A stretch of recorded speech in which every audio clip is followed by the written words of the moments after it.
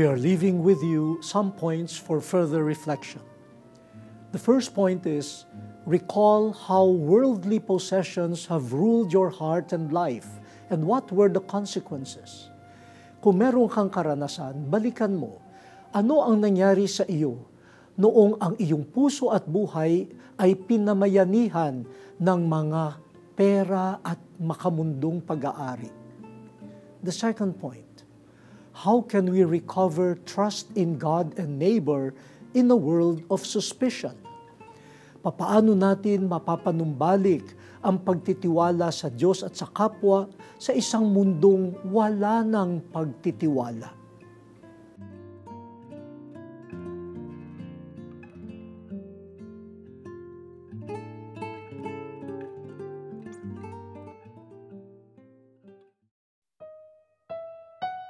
O God, you created everything through your word. As we contemplate you in the scriptures proclaimed and heard today, renew us as your children and as brothers and sisters to one another. Amen. My friends, thank you for joining me this morning. May the Lord present in the scriptures make your heart burn for love of Him and move you to love others. Until next Sunday, only here on The Word Exposed.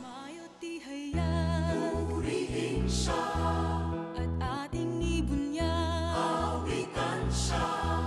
Pagliligtas ng Diyos nasa krus ni Jesus, ang siyang sa mundo